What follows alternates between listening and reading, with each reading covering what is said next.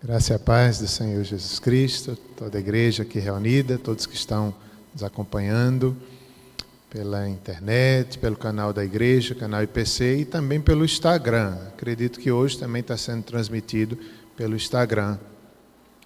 Vamos abrir a palavra do Senhor. Gostaria de falar sobre a igreja. O que é essa igreja? A alegria que nós devemos ter de ser povo de Deus. Quem éramos nós? Onde estaríamos se não estivéssemos aqui hoje adorando? O Senhor nos fez igreja, povo do seu pastoreio. Então vamos estar meditando sobre isso. As portas do inferno não prevalecerão contra a igreja do Senhor. Mateus, Evangelho de Mateus, capítulo 28, versos 18 a 20.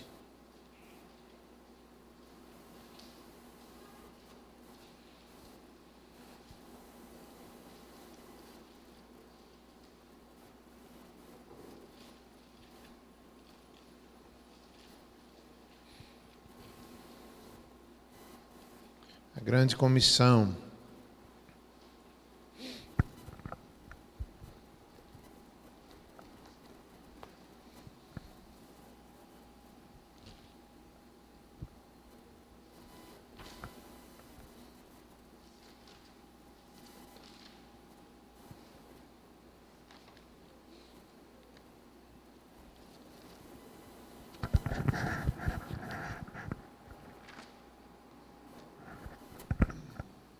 Vamos ler? Coloquei um tema nessa mensagem, a Igreja de Cristo, chamada de videira também. Onde o Pai é o agricultor, ele poda a sua igreja, ele limpa para que dê mais fruto ainda. A Bíblia também nos mostra que somos família de Deus, fomos enxertados, somos chamados, somos irmãos em Cristo. E também somos corpo de Cristo, cada um tem seu dom, cada um faz parte desse corpo maravilhoso. Isso é tão bom, sabemos que há um cabeça, há um Senhor dessa igreja e nós somos discípulos, participantes do mesmo corpo, com dons, com variedades, com diferenças, tudo para a glória do Senhor. Façamos a leitura. A grande comissão. Jesus, aproximando-se, falou-lhes dizendo: toda a autoridade me foi dada no céu e na terra. Ide, portanto, fazei discípulos de todas as nações, batizando-os em nome do Pai e do Filho e do Espírito Santo, ensinando-os a guardar todas as coisas que vos tenho ordenado. E eis que estou convosco todos os dias, até a consumação do século. Mais uma vez, oramos. Agradecemos porque o Senhor nos fez igreja, pedimos que possamos cumprir a missão que o Senhor determinou para nós. Nos abençoa, derrama o Teu poder, o Teu Espírito sobre nós, que é a nossa força, dá-nos ousadia para vivermos o cristianismo, para vivermos o ser igreja da forma que o Senhor espera de nós. Oramos em nome de Jesus. Amém. Então, irmãos, hoje oramos pela Síria e eu estava ouvindo um pequeno vídeo de um dos líderes ali na Síria e eu fiquei impressionado e quero compartilhar aqui com os irmãos, porque é a igreja do Senhor, perseguida, sofredora. Nós temos a igreja militante, né? A igreja militante é aquela que está aqui, os que estão vivos, estamos batalhando pela fé, servindo, negando a nós mesmos, não vivendo mais para nós mesmos, vivendo para a glória de Deus, essa igreja militante. A igreja triunfante, aqueles que já estão na glória, desfrutando da presença de Cristo para sempre. E nós temos também a igreja perseguida, que faz parte da militante. Alguns países onde realmente as pessoas, os cristãos sofrem muito. Às vezes a gente não tem noção do sofrimento. Outro dia Simone estava assistindo um filme sobre a China. Eu não assisti todo, mas só o que eu vi assim eu fiquei impressionado. Simone disse que quase não dorme à noite, no dia que assistiu. A tortura, uma irmã lá, é impressionante o que ela sofreu, baseada numa história verídica, o filme. torturas de colocar gelo, 35 graus negativos, e as pessoas lá colocando gelo em cima dela, e outras coisas terríveis. Isso existe essa igreja sofredora. E, como eu ia falando da Síria, né, um país que está em guerra civil, e ainda hoje eles estão, né, pessoas, refugiados por várias nações, e tudo por questões civis. A guerra nasce no meio do povo por partidarismo, por ideologias diferentes, aí começa a guerra e assim não parou, e a igreja sofre. Então o que eu quero chamar a atenção é que um dos líderes, falando sobre permanecer naquele país, só pelo fato de ser igreja, ele se sentia chamado por Deus a continuar ali, sofrendo, batalhando, pregando. Ele poderia ir embora, mas ele sente o constrangimento de ser igreja e a responsabilidade de permanecer naquele país. As palavras dele diziam o seguinte: como cristãos, temos de ficar e realizar o trabalho da igreja nesse tempo. Vivemos em uma situação perigosa. Sentimos claramente que Deus nos chama para servi-los no país. Quem, se não nós, a igreja, poderiam espalhar as sementes do amor, do perdão e valores celestiais no meio do nosso país? Isso é impressionante, a consciência de ser igreja, o chamado. Deus tem uma missão. De Deus ser glorificado ali no meio de uma guerra, a igreja continua viva, a igreja continua cumprindo o seu chamado, cumprindo exatamente esse texto aqui que nós lemos. Eles estão cumprindo também, nós também estamos, eles estão cumprindo num momento de grande dificuldade. Nós somos povo de Deus, Ele que nos tornou seu povo. O merecimento não é nosso. Não fomos nós que o escolhemos. Outro dia eu estava vendo uma frase de Spurgeon, que ele dizia isso, que se não fosse o Senhor que lhe escolhera, ele jamais escolheria a Deus. E é verdade, é Deus que nos chama, que nos santifica, nos edifica, derrama o seu Espírito, nos dá o Espírito Santo, nos regenera, nos santifica e habita em nós. É uma obra divina.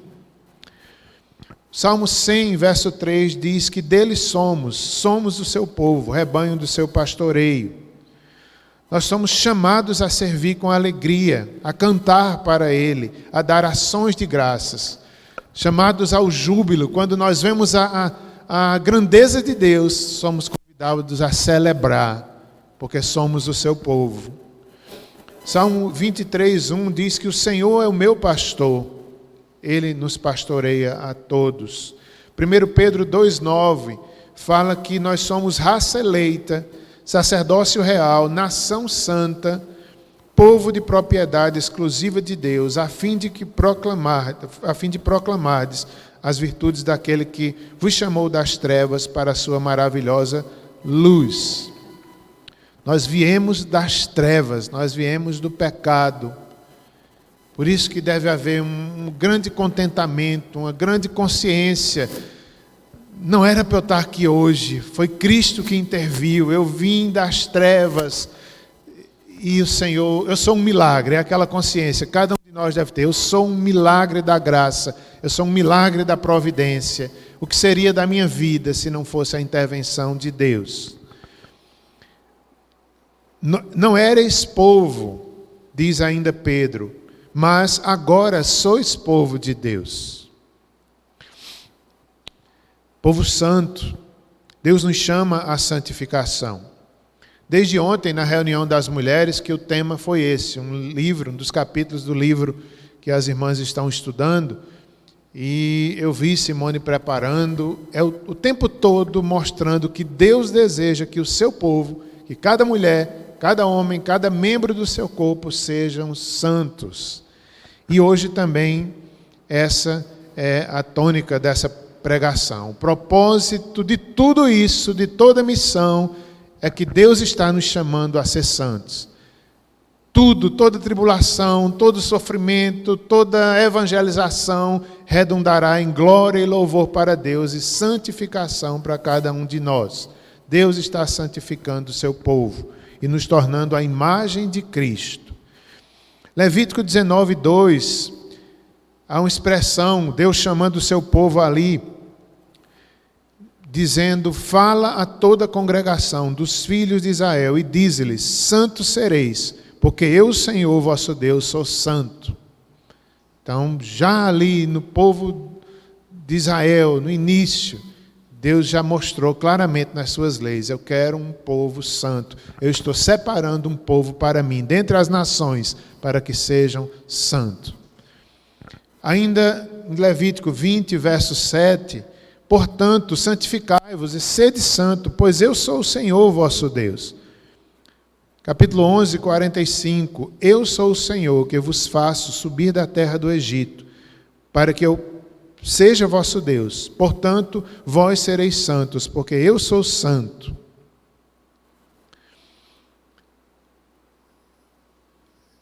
Voltando ao texto que foi lido de Mateus, vamos tirar algumas lições. Eu estudei no comentário de William Hendricks e eu vou usar a mesma divisão que ele fez do texto. Ele fez 3 divisões nesse pequeno texto. Primeiramente, a grande reivindicação. Em segundo lugar, a grande comissão que Deus dá à sua igreja. E em terceiro, o grande consolo, o grande conforto. Qual é o grande conforto da igreja? A grande promessa. Começando com a grande reivindicação.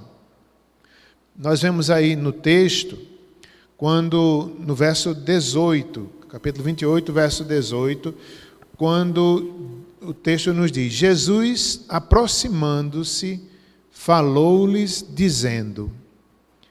Então nós vemos aí, quando Jesus, o verso 16 e 17 nos informam que estavam ali 11 discípulos, eles seguiram para Galiléia, onde o Senhor marcou um encontro com eles, no monte, não sabemos exatamente qual foi esse monte, e também provavelmente foi aqui nessa circunstância onde também estavam 500 pessoas, mais de 500 pessoas ali reunidas e que escutam essa grande comissão dada à igreja, dada a eles e dada a todos nós também.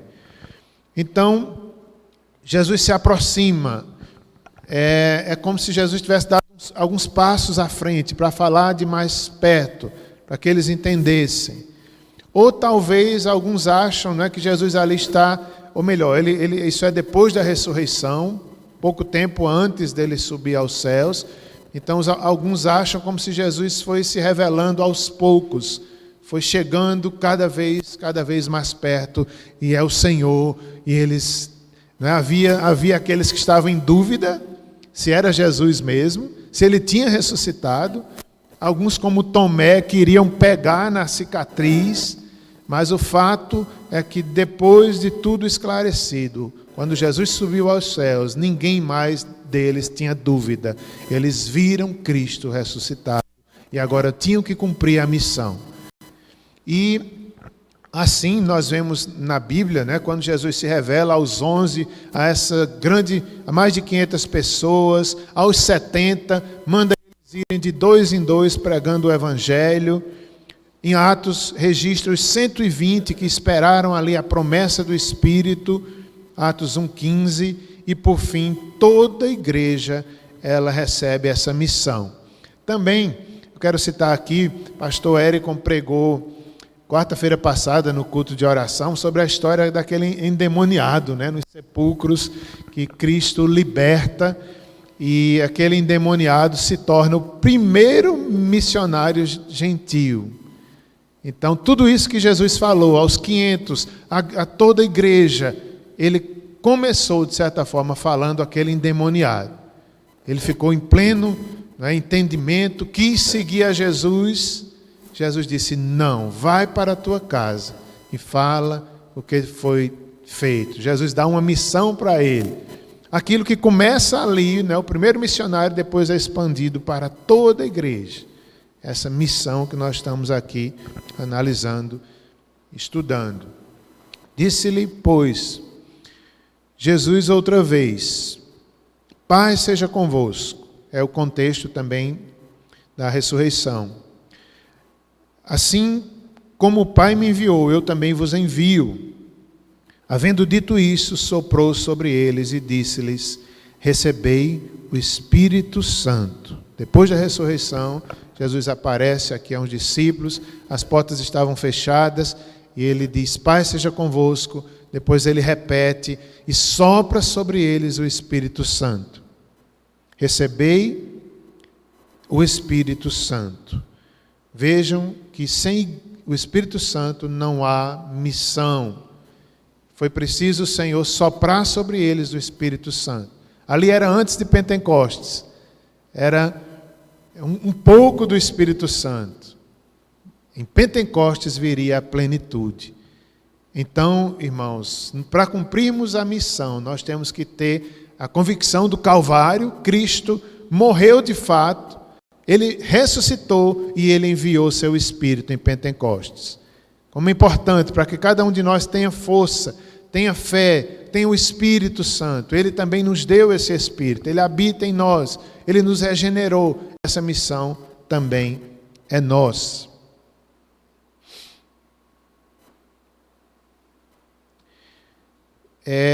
Seguindo o versículo 18 ainda, Jesus diz algo impressionante: toda a autoridade me foi dada no céu e na terra.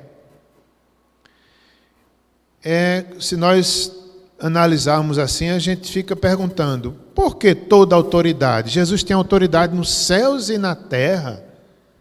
Esse é nosso Deus. É Ele quem mandou que nós fôssemos. Ele tem autoridade não só aqui na terra, mas nos céus também.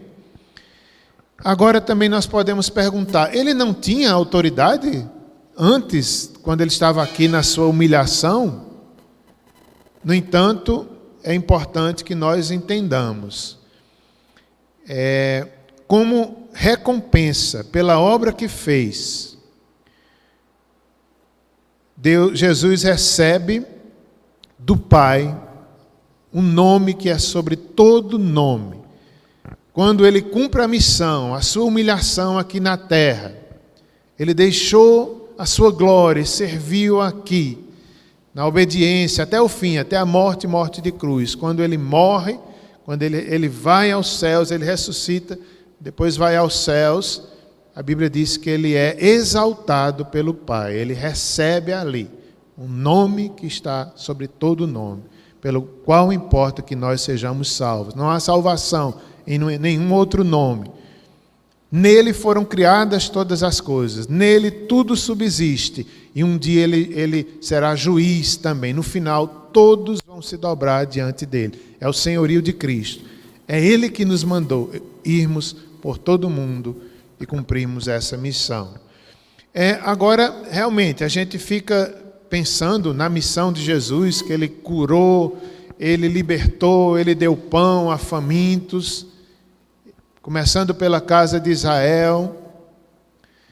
Mas nós devemos lembrar que tudo aquilo que Cristo fazia nos dias de sua humilhação, ele já tinha autoridade sobre enfermidades, inclusive a lepra, sobre os demônios, como esse homem que ele libertou ali dos sepulcros, endemoniado. Até mesmo sobre a morte, ele ressuscitou algumas pessoas.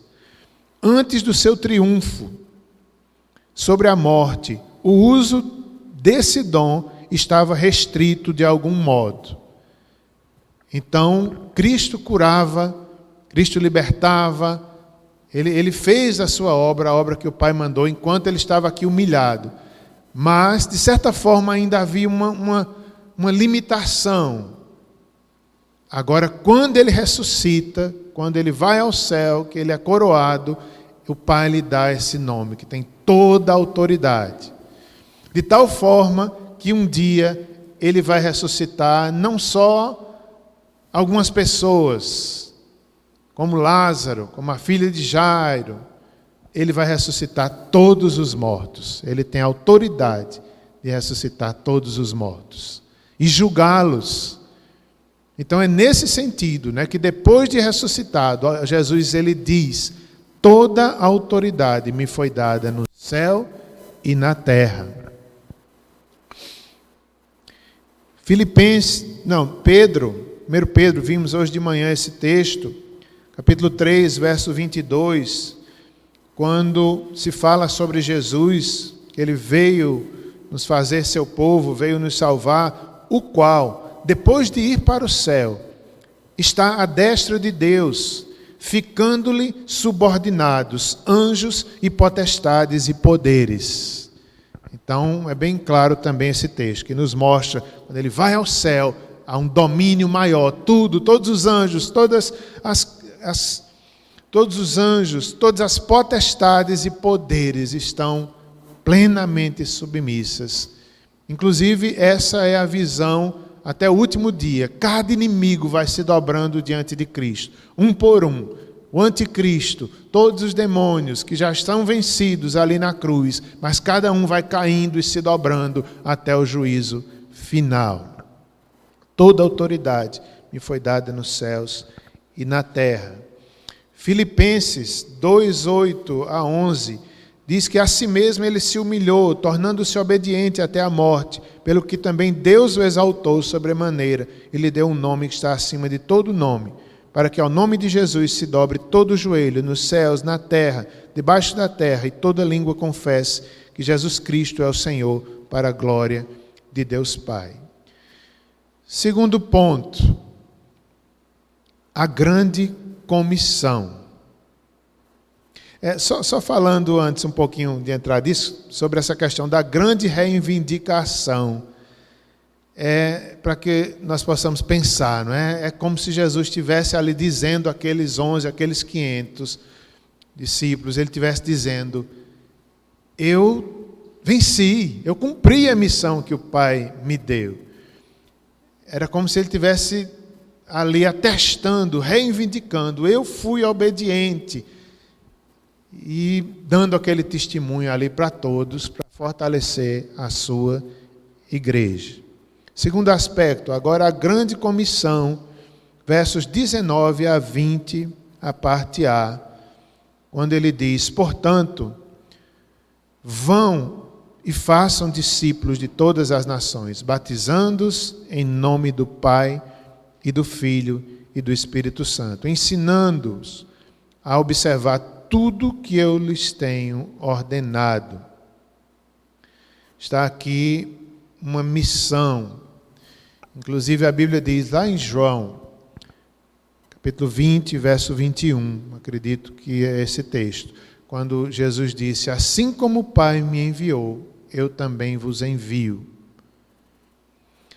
E aqui nós temos Jesus comissionando a sua igreja. Vão. Toda aquela preparação, todo aquele chamado dos discípulos, da igreja, agora chegou a hora de irem, de cumprirem o seu ministério, o seu chamado.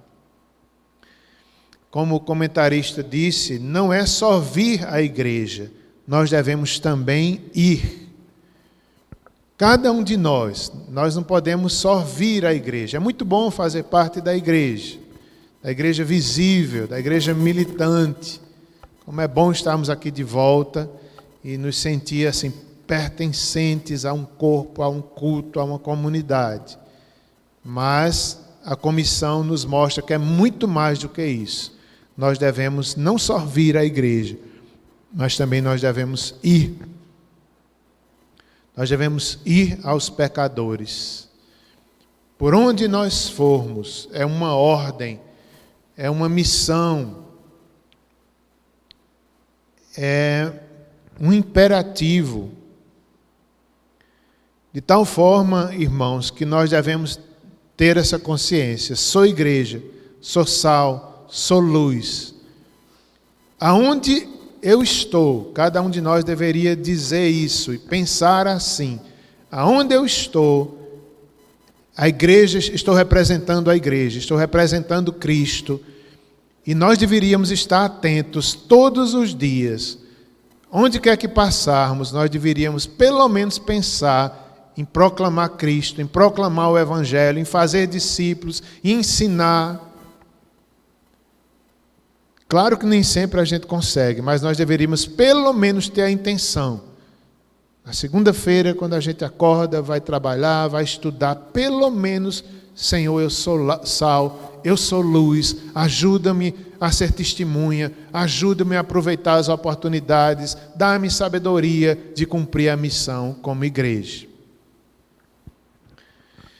Outro dia eu vi 2 missionárias falando, missionárias conhecidas nossas, que eu achei impressionante. Verdades simples, mas que são fortes. Uma delas foi a missionária Catiane, falando agora há uns dias na live da MPC, acho que era da MPC, ela contou o seu testemunho da chegada lá no Timor-Leste. Desculpe, Timor-Leste é Célia, em Cabo Verde. Então, ela disse que nos primeiros dias ela se sentia sozinha. Ela não tinha geladeira, não tinha alguns utensílios e principalmente era só. Que dias difíceis. Ela disse que algumas, acho que eram as noites, ela sentia uma opressão, ela sentia lutas espirituais. O que fez ela ficar? O que fez ela continuar? Primeiramente foi Deus, que ela é a igreja do Senhor, ela estava ali cumprindo o seu chamado. Ela se ajoelhava e pedia graça a Deus. E ela também se lembrava que não estava sozinha, que a igreja aqui do Brasil estava lá junto com ela, orando. Foi a igreja que a enviou e isso a sustentava. E como é importante nós termos essa consciência, nós somos um corpo. Nós somos um corpo. E a outra foi a missionária agora essa semana, Maria do Carmo, que está lá, né, fazendo a sua missão ali na região amazônica, entre os índios, especialmente esse ano, cuidando dos filhos dos missionários. E ela esteve doente esses dias, dores nas costas, acho que foi na coluna, dores muito fortes, tomou uns remédios fortes também, e a pressão foi lá para cima. Mas, graças a Deus, ela já está bem, e ela agradece as orações e diz que está até orando por nós, graças a Deus. E eu me lembrei disso, como é bom ela sentir o nosso apoio financeiro, de orações. Ela não se sente sozinha lá, mesmo numa hora difícil como essa que ela passou essa semana. Vão, façam discípulos.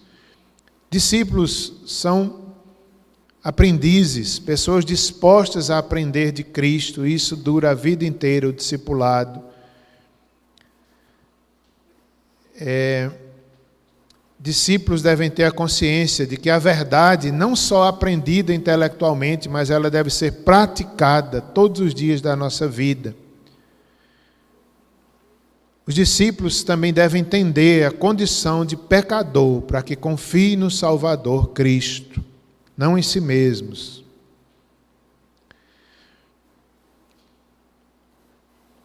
E assim, também quero citar um texto de Provérbios 4:2, que fala sobre a importância da doutrina, do ensino, fazendo uma relação quando Jesus disse, ensinando-os a observar tudo que lhes tem ordenado.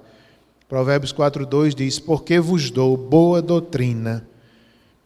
Então, Deus nos dá boa doutrina, e nós devemos espalhar entre as nações. Fala sobre o batismo, quão importante é sermos batizados. O batismo não nos salva, mas é um símbolo de tudo aquilo que já aconteceu, que nós aprendemos, que é uma pública profissão de fé, uma confirmação que nós somos povo de Deus. Por isso que sempre eu gosto de me lembrar, eu sou batizado, eu sou igreja, eu creio em Cristo, eu creio nos seus ensinamentos. A palavra batismo, né, ela vem primeiro batizando antes de ensinando. Batismo apenas uma vez, ensino, a vida inteira nós aprendemos. Apesar de que para ser batizado tem que ter um pouco de ensino antes do batismo, para que se faça consciente daquilo que se está fazendo. Terceiro lugar, o grande consolo, o grande conforto, a grande promessa de Deus para a sua igreja.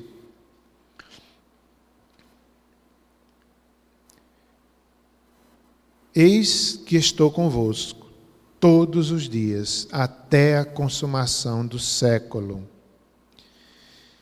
Em uma outra tradução, lê-se assim o mesmo versículo. E lembrem-se, eu estou com vocês dia a dia, até ao fim das eras. Essa palavra lembrem-se sugere como se nós fôssemos esquecidos, né? As lutas são tão grandes que a gente esquece que Ele está conosco todos os dias. Lembrem-se. Prestem atenção.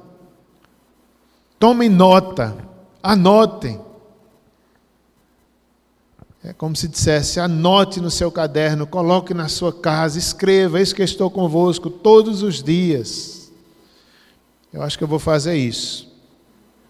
Lá em casa, vice Timóteo. Vamos pedir para a Sara, que é a desenhista lá de casa, botar assim, não sei aonde eu vou colocar, mas eu preciso me lembrar. Lembrem-se, eis que estou convosco todos os dias, até o fim, até o fim. Anotem, tomem nota. Estou conosco. Ele estará conosco ao cumprirmos a missão que Ele nos deu. Isso também faz sentido, né? Enquanto nós tomamos coragem e vamos pela fé, o Senhor estará conosco. Mas é pela fé que se vai. A gente vai, às vezes, sem nem sentir a presença, sem nem sentir a graça dele, mas no meio do caminho a gente sente. Ele prometeu, enquanto vamos, Ele nos seguirá, Ele estará conosco. Esse eu estou com vocês, tão forte, né? Esse ele é forte, enfático, porque é o próprio Cristo que diz, eu estou convosco. Ninguém menos do que eu, em outras palavras. Eu mesmo estou com vocês. Minha graça é suficiente para você. Tem um primo meu, irmão de Alexandre Minar, que ele sempre gosta de brincar nos grupos de Zap. Quase todos os dias ele coloca alguma coisa sobre Jesus e ele coloca mais ou menos assim, nada menos do que Jesus, ninguém menos do que Jesus Cristo, nesse dia, nas suas promessas. E é verdade, esse eu estarei convosco, ninguém menos, o autor da vida, aquele que venceu, aquele que tem toda a autoridade no céu e na terra, é Ele que prometeu. Ninguém menos do que eu mesmo estarei com vocês. Nunca o deixarei, nem me esquecerei de você, em outras palavras. E finalizando, há uma expressão bíblica, Deus está ali. Eu quero relacionar com essa promessa de Deus. Em algumas partes da Bíblia nós achamos essa expressão, Deus está ali. Uma delas é em Ezequiel, profeta Ezequiel 48:35, falando sobre as portas da cidade, talvez uma referência a Jerusalém terrena, mas também a Jerusalém celestial, já que é um livro profético, tem muito a ver com Apocalipse também. Então, falando-se sobre as portas da cidade, 18.000 côvados em redor, e o nome da cidade, desde aquele dia, será: o Senhor está ali. Essa é a bênção. Qual é a bênção de Jerusalém? É porque Deus está ali. Mesmo a Jerusalém terrena, Deus realizou tantas coisas com o povo de Israel. Deus habitou no meio do seu povo. Jerusalém celestial, qual é a maior bênção do céu? É que Deus estará ali. Nós vemos através desses versículos o desejo de Deus em estar com o seu povo. Desde Adão e Eva, todos os dias o Senhor estava com eles. no tabernáculo, no templo. Deus habitou no meio de Israel, tabernaculou com o seu povo. O Espírito Santo habita na igreja, habita em cada um de nós.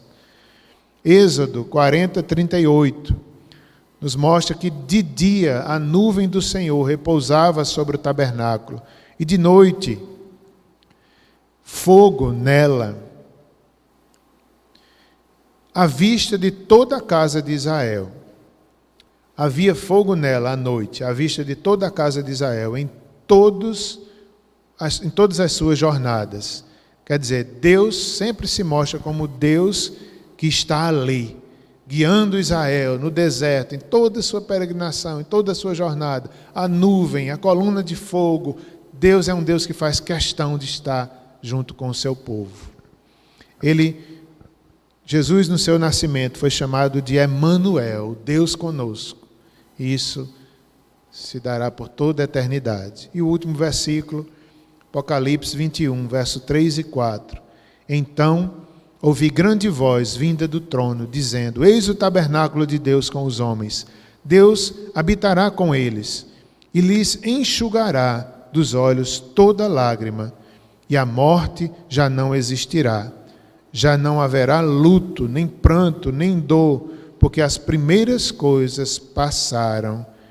Essa é a nossa esperança, o tabernáculo de Deus com os homens, para sempre, por toda a eternidade. Deus habitará com eles, enxugará toda lágrima, a morte já não existirá, nem luto haverá, nem pranto, nem dor, e o Senhor estará ali, Deus estará ali.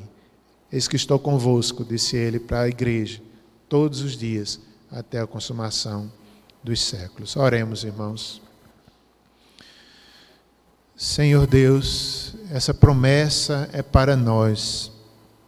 O Senhor está conosco, aquele que tem toda a autoridade sobre os céus e terra, sobre anjos, sobre demônios, sobre autoridades terrenas, sobre a própria criação, os animais, todo ser humano haverá de se dobrar diante de Ti. E o Senhor nos deu uma ordem de evangelização, discipulado, de ensino. Ajuda-nos a cumprir, Senhor. Ajuda essa igreja aqui a cumprir. Ajuda cada um dos membros a também cumprirem. Ajuda-nos a todos os dias nos levantarmos com essa consciência de que somos igreja, somos embaixadores de Cristo, onde quer que estejamos. Ajuda-nos a sermos santos. O Senhor deseja que sejamos santos. Santifica cada um de nós, santifica a igreja.